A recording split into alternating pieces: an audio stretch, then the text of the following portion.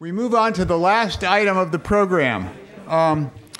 Finally, the keynote speaker of the day, who's charged with adding up the diverse insights and issues presented on a national scale, is the guy who really does have national responsibility for adding up these insights and making them work across a national scale. He really doesn't just talk about it, he's also got to do it. Raphael Bostic is Assistant Secretary for Policy Development and Research at the United States Department of Housing and Urban Development.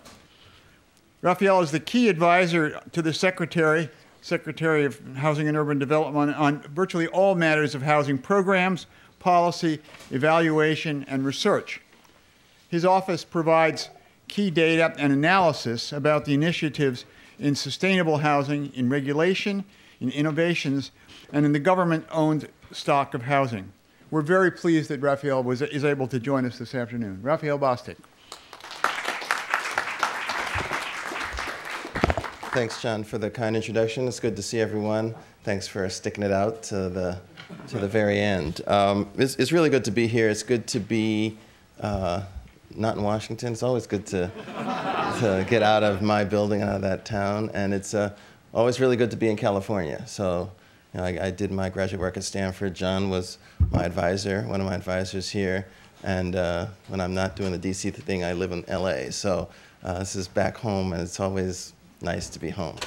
I did want to say, I run around a lot, so I was coming to California, I looked at the program and saw the title of my talk, and if you guys don't know this, but I never do titles for my talks. I just prepare them, and other people put the titles on.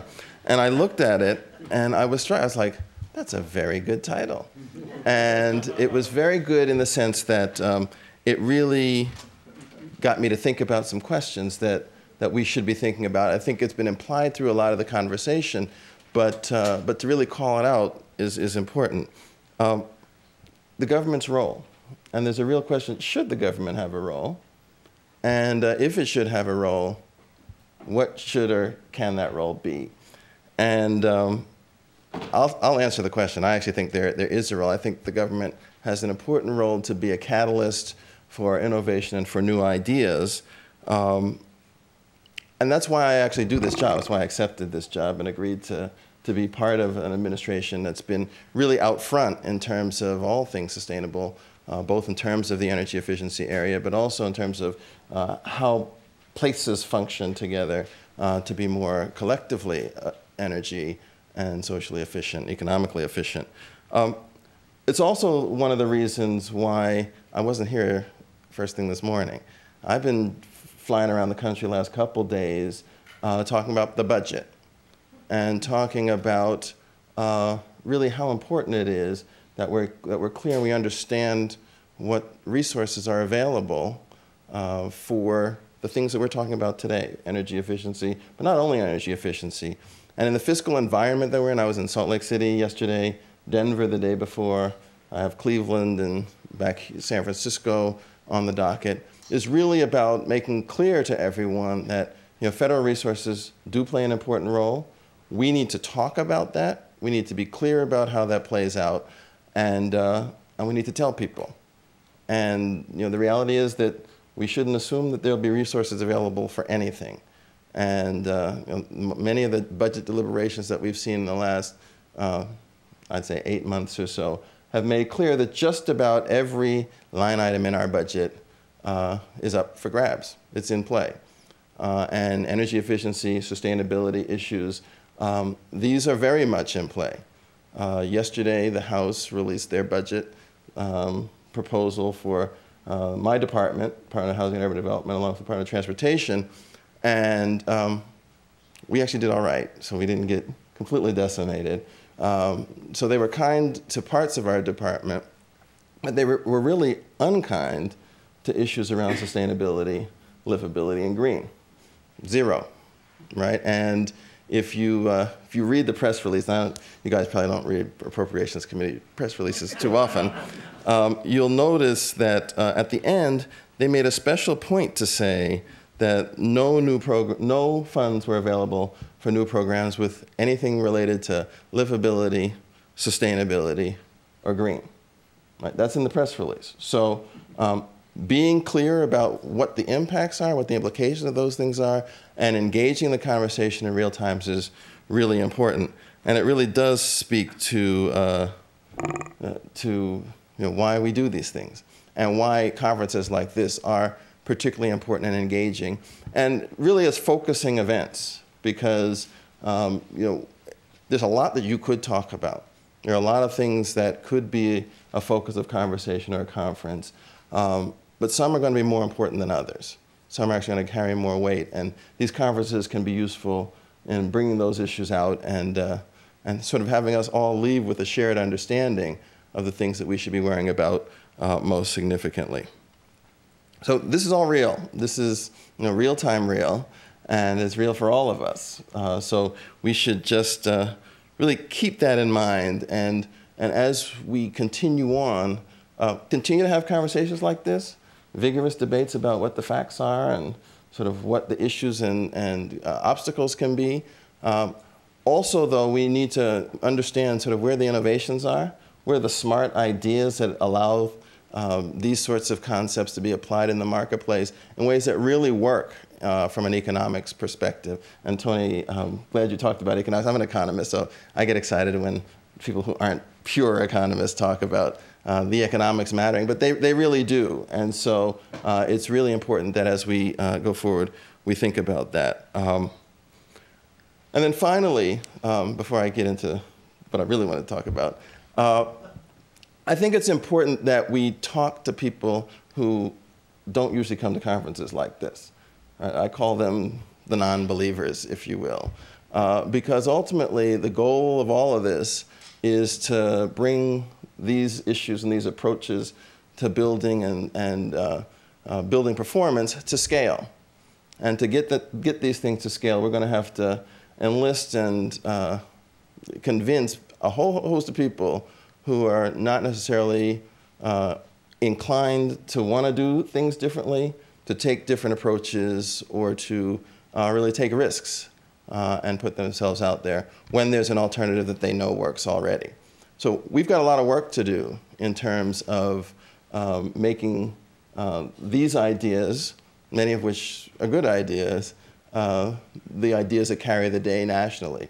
And I wanted to spend some time talking over the next little bit about 5 areas where I think this is particularly important. Some of them have been identified already. Some of them I definitely want to make sure I talk about in a bit.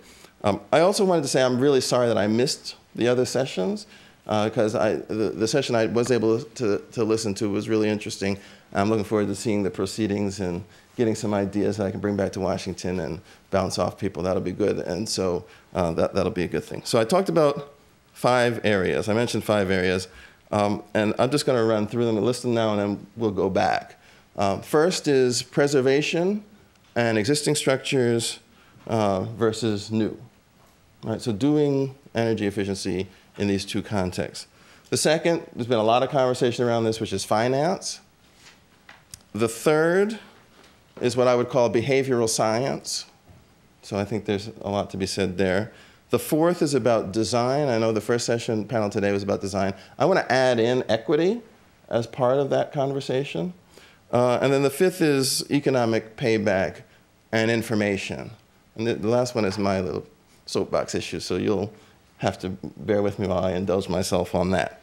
All right. I said this before, but I do want to emphasize, all of this is about trying to make sure that whatever we decide, whatever we promote, it has to work. And it has to work from a business perspective. There has to be a real bottom line reality to these things. Otherwise, what we're talking about is charity. Right? And charity ultimately is not a business model, and it's not something that'll get us to scale. So when we think about what's going to carry the day, it needs to be done in that context. All right, so first, retrofit preservation versus new construction.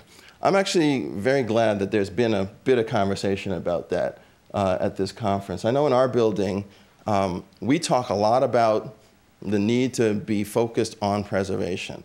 that in any year, the fraction of the entire built environment stock that's new is very, very small. Right? So if we're going to move the dial, we need to have answers in the preservation space along and about existing structures. Unfortunately, that's much harder. It's actually much harder to do. You have, in addition to just the physicality of these structures and their current conditions, you actually often have people living in these things, right? And how that gets managed and how that plays out becomes quite complicated.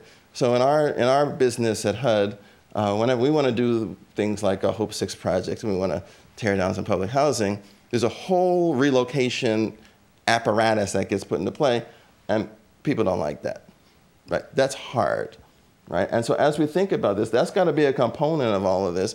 And so when, in the last session we were talking about, financing equivalence is one thing, but that doesn't necessarily translate to logistical equivalence. And we need to capture that and appreciate that as we think about how we do these things.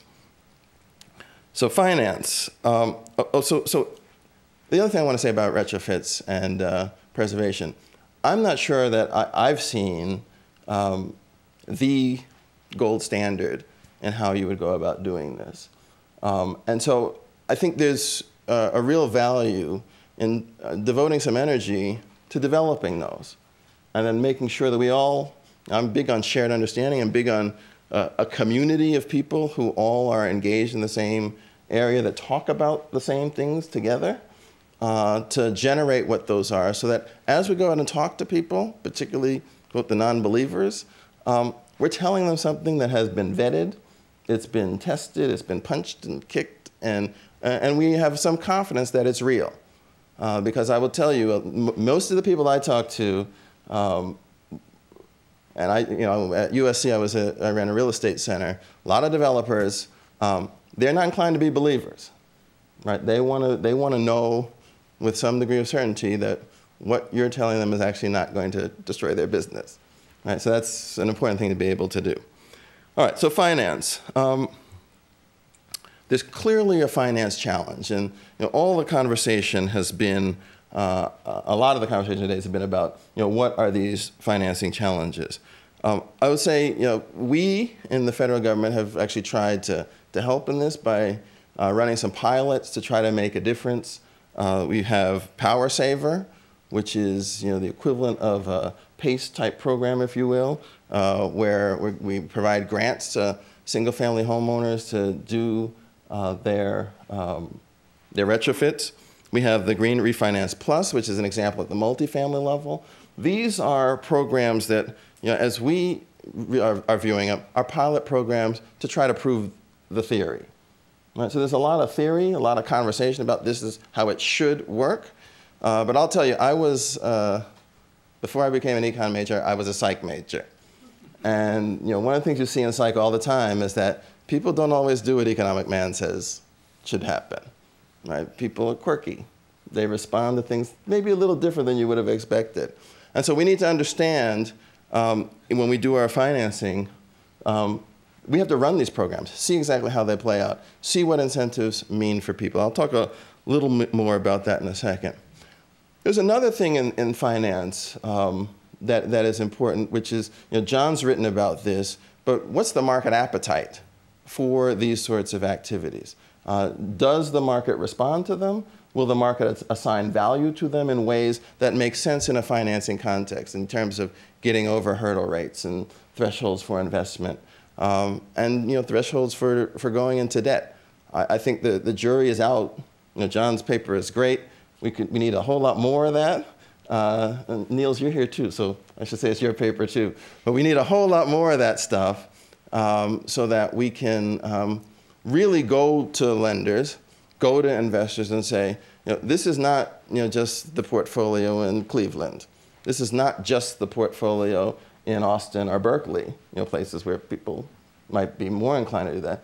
This is the market. This is the general market, and you should have more certainty about being able to capture your returns if you invest in this way. This really gets us to one of my favorite areas, which is this notion of behavioral science. Because when we talk about energy efficiency, you know, and my office does it too, we're about to release our next edition of Evidence Matters. Hopefully you all have seen it. It's our new information newsletter that we send out that discusses issues in hopefully accessible ways, so not ways that people like me are the only ones who can understand. It's going to be about energy efficiency. It's going to be about energy efficiency in multifamily property. And it talks a bit about some of the initiatives going on. It talks a bit about how do we measure metrics of success, and you know, really tries to sort of boil it down to figure out what it is we're trying to do. Even there, you know, the propositions that we put forward, if you put in energy efficient tools or features into a house, people are more stable in terms of their financing, right? People have less exposure to risk, right? There are embedded assumptions about, you know, assuming that the savings actually happen, and that's an open question, right? So we know that, you know, if the cost of something goes down, you're going to use more of it in most instances. So maybe you leave the lights on a little longer, maybe you aren't so careful with the water, maybe you leave the windows open. We know those things happen. So there's an open question about how much savings you really realize when these things happen. But with the rest of the savings, what do people do with it? Right? Do they put it in the bank? Right? Which is, on some level in the financing model, we assume we have extra disposable income that then is devoted to whatever the extra loan amount is. Or do they take that surplus of money, eat out a couple times more, you know, buy a few more pieces of clothing? These are things we don't know, right? And these are things that ultimately contribute to the uncertainty that makes financing more difficult, but it also contributes to the uncertainty about whether the proposition makes sense at all. And so we need more information about these sorts of things in terms of how people engage and interact with them. And I am actually excited in the sense, you know, I've heard there are a ton of pilots, of experiments going on around the country. We need to deploy ourselves to understand those things much more completely in terms of, you know, the behavioral stuff and in terms of the financing. Next one I want to talk about is design and equity. I'll say at HUD, you know, from the time I got there, we've had an ongoing concern about the equity of all sustainable investments, including energy efficiency. If you look around the country, right, many of the products and projects that have these features are boutique products. Very expensive, higher end, exclusive enclave things that don't actually accrue to sort of a wide swath of the population, right? That seems to me to be completely upside down in the sense that if these things work the way we want them to, they're actually more important for people that have fewer resources, right? So finding ways and using all of our ingenuity to try to understand how we better make these sorts of features accessible to people that have less has got to be a critical and an essential component of whatever we do. And design is going to be an important piece to that. So I'm really happy that people are talking about that here.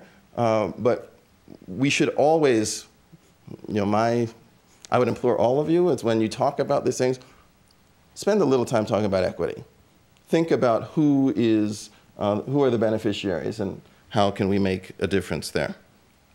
All right, which gets to the last area, which is economic payback and viability. And this is one of my soapbox issues. The last session I thought was really good in really articulating the point. I actually don't say it this well, so thank you all for saying it. But it's really the question of, well, it's my viewpoint.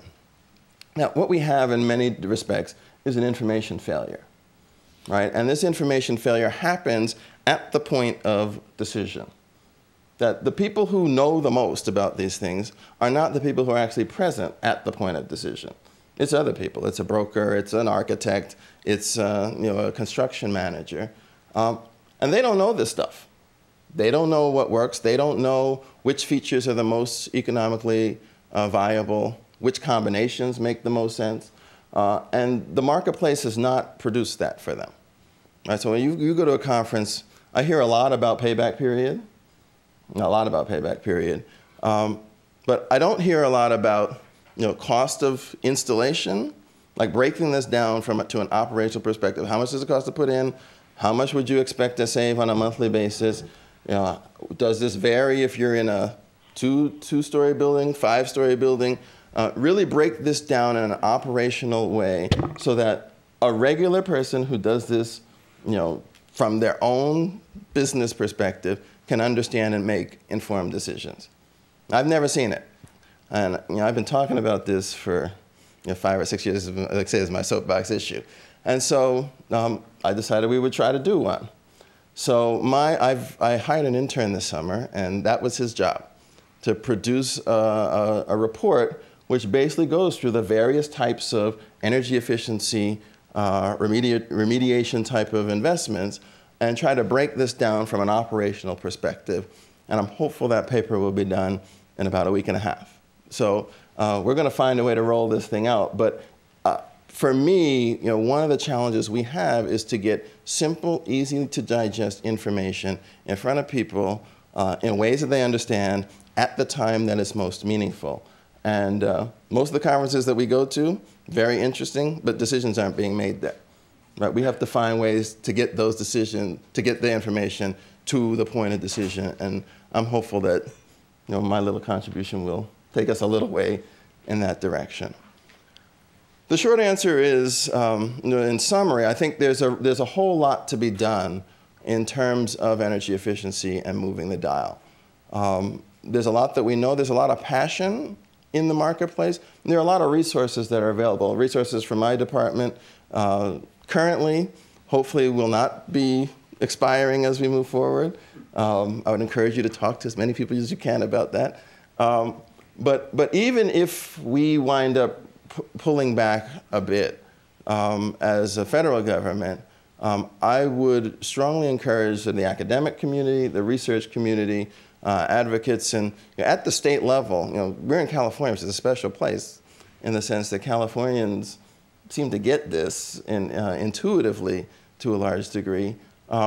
Let's keep the momentum going. Let's keep moving this and making sure that the momentum that has been created doesn't stop, doesn't slow, and try to expand the base of people who know what's going on beyond our community of the believers, to incorporate more and more people who don't always think about these things every day.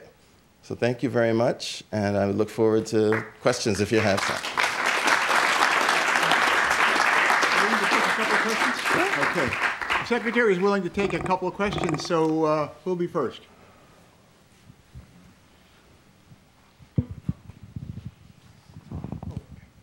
I was really moved by what you had to say, but I would hold that you have the framework for your gold standard in front of you, so to speak, with, strangely enough, the public housing EPC program.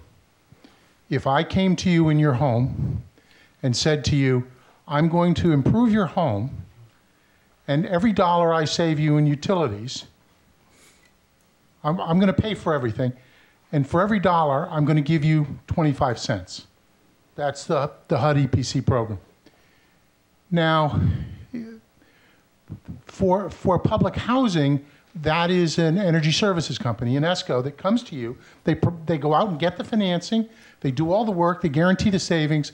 They put the whole thing in place.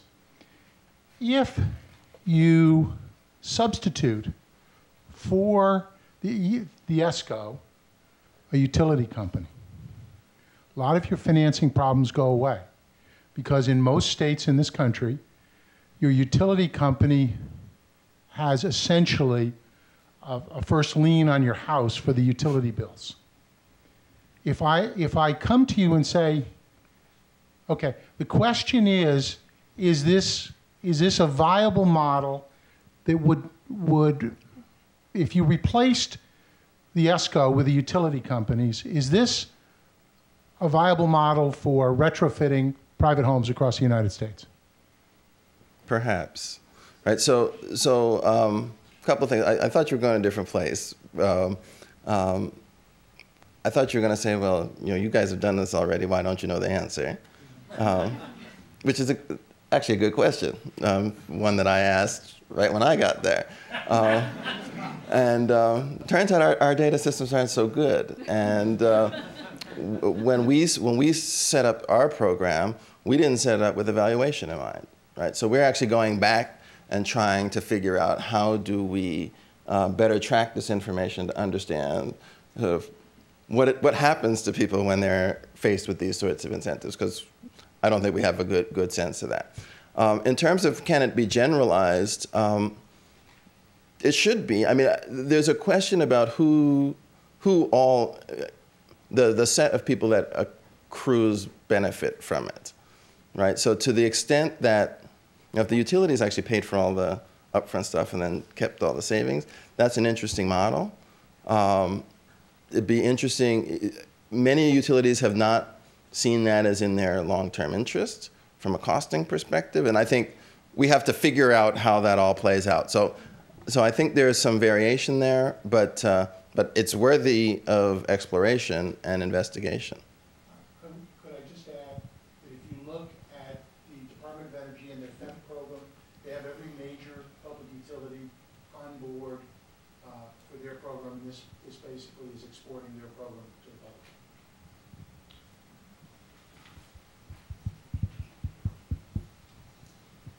Thank you. I'm really excited to hear your passion about energy efficiency. But you scared the bejesus out of me when you said that the federal government is probably going to be pulling back the reins on that. What I would like to say, and I know I kind of heard what you were saying about maybe we be a little bit more creative, but I think the thing is I think our federal government has to be looking at the construction industry. This isn't energy efficiency, building performance, solar, renewables, all of this is our construction industry. So is there a positive note in the fact that our federal government is not going to just bail on the construction industry at this particular point? And is that maybe a more creative way to approach this, and so that there is some funding so that we can keep this industry going? So let me say two things to that. One, I don't want to overstate. So we have some money that definitely is at more risk than others. But the Department of Energy does do a lot of stuff in this regard. They'll still have some funding on this stuff. And I think the Department of Energy approaches it differently than HUD does, and I think our voice in this has sort of rounded out the perspective and the conversation in ways that are helpful and useful. One thing and my office and the department is not going to bail on the construction industry. I'll say that definitively. I have a division under me called the Office of Affordable Housing and Research Technology. Their job is really to think about building technologies. How do we build? What sorts of things can we do to change how we construct? And I have I could go off on this for a while. Just suffice it to say, I actually asked them to have a retreat and come up with a series of priorities that they're going to pursue. And one of those was, sustainable industries, and how do we incorporate them into the mainstream and get them much better understood. The wrestling match I have with my staff is what you talked about, what you alluded to. I think there's actually a lot to be done that doesn't cost a lot of money. And too often my staff has been in the world of, if I don't have $25 million, I can't do anything. And that can't be right, right? So one of the things that we're trying to push on is to be more creative with sort of how we can use our position as the federal government in terms of convenings, in terms of disseminating information and knowledge to help advance the cause and help advance knowledge in the state of the industry. And so we're going to do that, and I'm going to keep being a pain in their butts until we start to see some real interesting and exciting things. I have two questions. One's really short, and one's probably not quite so short. The short one, I know that there's a report to Congress that's been floating around HUD for almost a year now. And I'm wondering if you can tell us, is that dead now that we have a Congress that's looking at cutting HUD's budget or not? And then the other relates to at least 4 out of the 5 things you said are the critical elements we need to keep up in the front. And that is that I know that those property owners that have good information on how their buildings perform do a lot more to improve the performance. There is no larger portfolio of housing than what HUD has. Is it possible for HUD to require all of all of the bills for all of the properties in your portfolio to be in a database that you can that at least you, but others could also search to find out where the opportunities are? Matt and I were trying to get some basic information about properties in HUD's portfolio to work with CSD here, and found that there's very little information. So having that information available would be a tremendous help. So I'll answer the second question. No, we don't have that database, and part of what we've done in terms of our exploration is try to understand why HUD has so little information. And it turns out that a lot of this has to do with privacy issues and who has to provide the okay for the utility to share the information.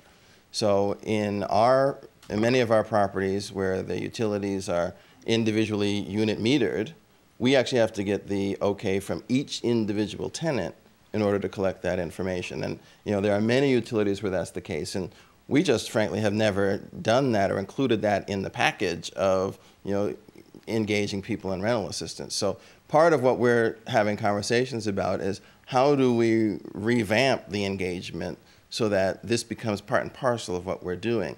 So we've got some pilots where we're going to specific properties, trying to collect up all the signatures and do all that, but that's a significant barrier.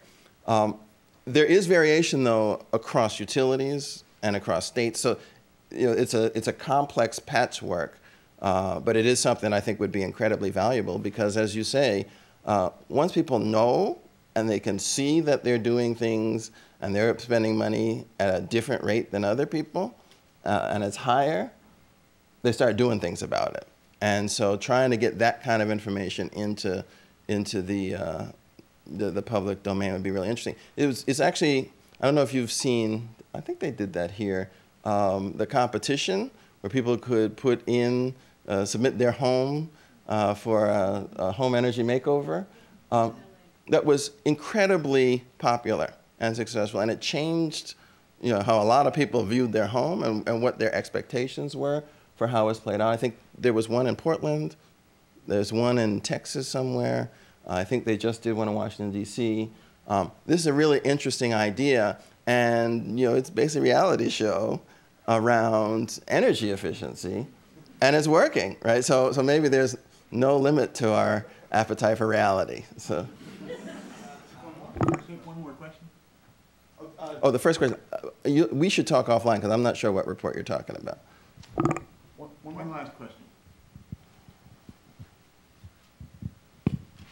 You mentioned a couple times this uncertainty, and you mentioned under behavior science, but I think a lot of us also feel the uncertainty with the budget, the financials, the politics. There's a lot of uncertainty, and the role of government here is clearly uncertain.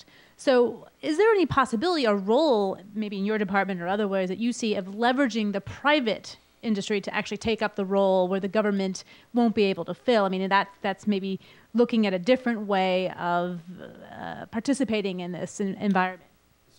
So the short answer, the private sector is the answer, right? The public sector is never going to have enough resources to really make this work. What we can do is help the broader market along until it has enough legs to sort of take it on its own. So as we do these things, the engagement with the private sector, partnerships with the private sector are critical. And in some of our pilots we do that pretty well, and others we're doing it less well. But that's got to be part and parcel. And I'll say, Secretary Donovan, he talks a lot about sort of the third sector, right? You have nonprofits and you have the public sector, and then there's this other sector, which oftentimes just doesn't get talked about. I think the president's talking about it now, in fact. but it is a real critical component to all of this, and we are going to try to figure out how to engage them more. Raphael, I wanted to thank you so much.